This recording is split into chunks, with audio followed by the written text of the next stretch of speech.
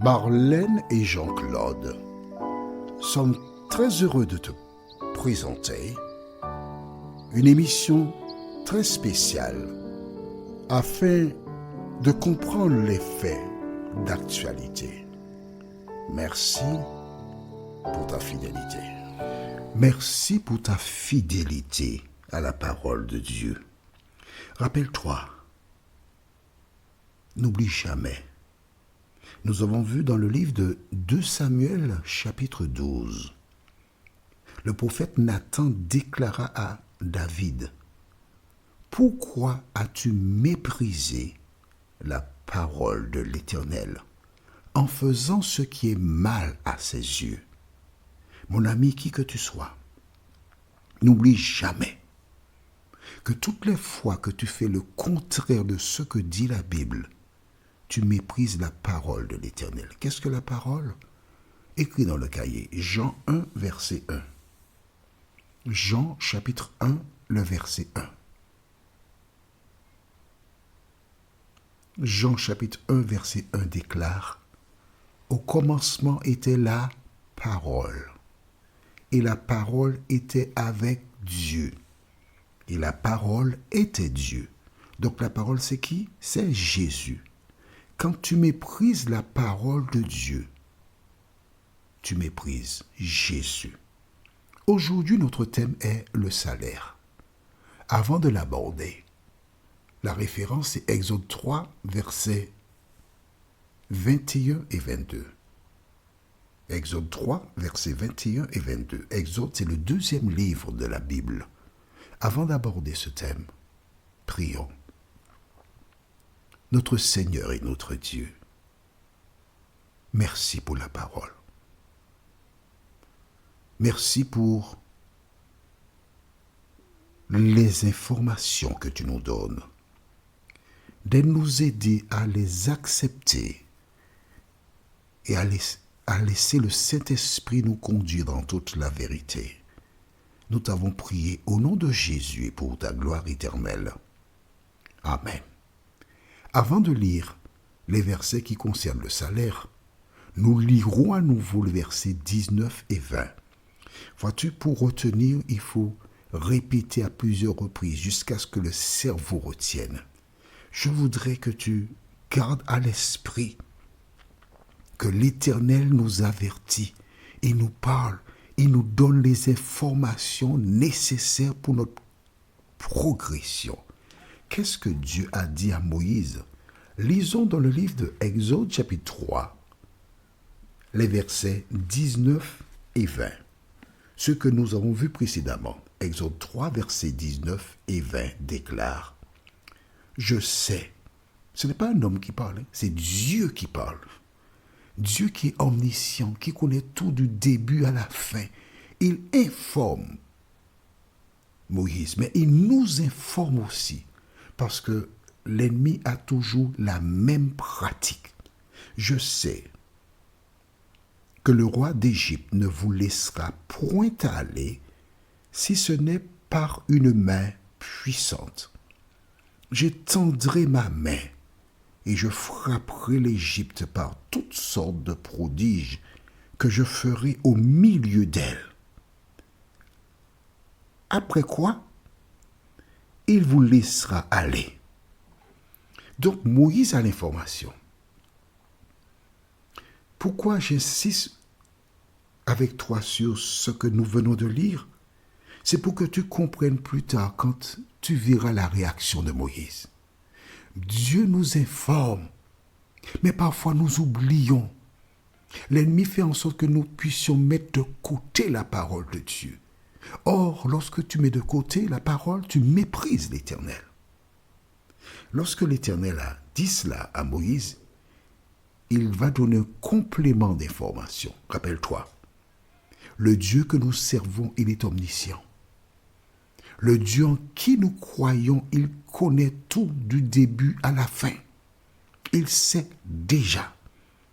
Voilà pourquoi il est fondamental pour nous de prendre le temps d'étudier pour comprendre et d'adapter nos situations à la lumière de ce que Dieu a fait par le passé, parce que Dieu ne change pas. Quand les enfants d'Israël partiront, le Seigneur a prévu quelque chose de spécial. Alors nous lisons la référence donc du jour, Exode 3, versets 21 et 22. Je ferai même trouver grâce à ce peuple aux yeux des Égyptiens. Et quand vous partirez, vous ne partirez point vide. Chaque femme demandera à sa voisine et à celle qui demeure dans sa maison des vases d'argent, des vases d'or et des vêtements que vous mettrez sur vos fils et vos filles, et vous dépouillerez les Égyptiens. On s'arrête ici. Je vais relire surtout la partie où on parle des femmes. D'accord? Vois-tu, Dieu a un plan. Il utilise des hommes, mais il utilise aussi des femmes. Que dit-il? La fin du verset 21 déclare: vous ne partirez point à vide. Non. Pourquoi? Nous avons lu le verset qui suit, donc le verset 22. Il a utilisé le verbe dépouiller. Mais est-ce vraiment dépouiller? Non. Est-ce vraiment extorquer? Non. Comment comprendre cette démarche que les femmes doivent mener? Pas les hommes, les femmes. C'est spécifique. Vois-tu, dans certaines communautés, on cherche à avoir un certain équilibre. Et j'entends qu'il y a des femmes qui sont des pasteurs dans des communautés. Tout en respectant les pratiques de ces communautés, j'ai fait beaucoup de recherches dans ce domaine. Et nulle part dans la Bible, j'ai vu des femmes pasteurs. Nulle part. En fait, j'ai vu que la prêtrise, dès le départ, Dieu a appelé l'homme pour inculquer à ses enfants de marcher selon la parole. J'ai vu qu'ensuite, Dieu a choisi Aaron comme grand prêtre. Et les prêtres étaient de père en fils. Je n'ai pas encore vu père, fils et fille. Au risque de me répéter, je ne fais la guerre à personne. D'accord? Je ne fais que dire la vérité. C'est tout. Jésus a choisi 12 disciples. Il n'y avait que 12 hommes. Il y avait des femmes qui menaient des actions. Oui. Les disciples, c'était que des hommes. Ils étaient 2 à 2, que des hommes. Que des hommes. Mais ça ne veut pas dire que les femmes, elles soient inutiles. Ce n'est pas vrai.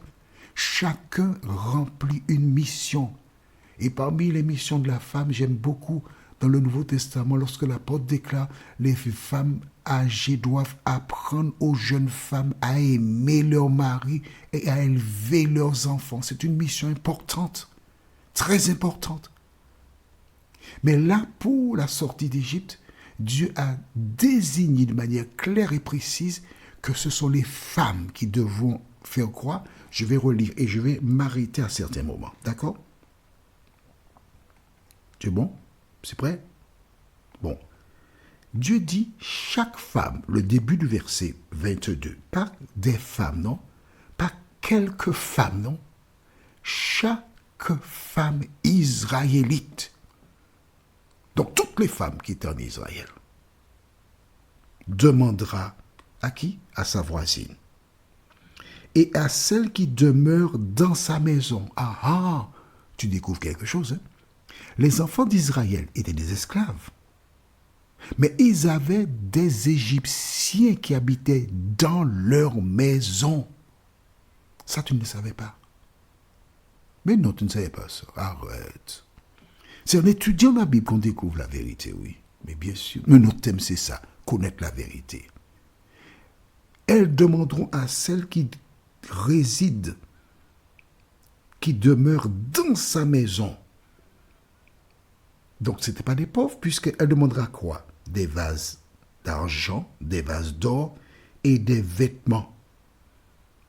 Donc, les Israélites, il y avait certains d'entre eux qui étaient très riches, qui avaient chez eux des Égyptiens. Et ce sont tel qui devait faire, je vais appeler ça une collecte. Je n'ai pas dit une collecte annuelle, mais une collecte, afin de recevoir des Égyptiens toutes ces choses. Pourquoi? Parce que pendant 400 ans, le peuple d'Israël était traité en esclave. Et étant esclaves, ils n'ont pas reçu de salaire. Mais non, on a abusé d'eux. Et l'Éternel a estimé que tout travail mérite un salaire. L'Éternel a pourvu en permettant que les femmes israélites demanderont aux Égyptiens ces éléments-là. Il sait pourquoi. Vois-tu, quand Dieu dit quelque chose, ne cherche pas à comprendre. Il a dit que chaque femme devra demander. Alors Moïse devait transmettre l'information de telle sorte que toutes les femmes au sein du peuple d'Israël s'organisent pour obéir à la parole de Dieu. Mais au risque de me répéter, pendant 400 ans, ils ont passé en fait 430 ans en Égypte. Tu penses bien que ce qu'ils ont emporté en partant ne représente pas le salaire d'au moins 400 années d'esclavage. Notre thème pour la prochaine fois, c'est l'obstination. Notre référence se trouve dans le livre de Exode, chapitre 4. Et nous lirons le verset 1er. Tu vois bien que nous marchons à petits pas pour découvrir la vérité. Exode 4, verset 1, le thème l'obstination. Prions. Notre Seigneur et notre Dieu, merci pour la parole. Avant que Moïse n'arrive en Égypte, tu as donné une révélation afin qu'il sache ce qui se déroulera. À travers ce que nous venons de lire, nous comprenons que les Écritures, la Bible, les Écritures sont là pour nous informer exactement comme tu as parlé à Moïse. De nous aider à lire la parole, Seigneur, et à la mettre en pratique, nous t'en prions. Au nom de Jésus et pour ta gloire éternelle. Amen. Que l'Éternel continue de te garder, te bénir, et il me tarde de te retrouver. Nous sommes parvenus au terme de notre réflexion. Si d'aventure tu as une question, il te suffit d'envoyer un message par le biais de WhatsApp au numéro suivant, plus 596 696 88 93 93. Et alors Jean-Claude, moi, je me ferai un réel plaisir de répondre à ta question.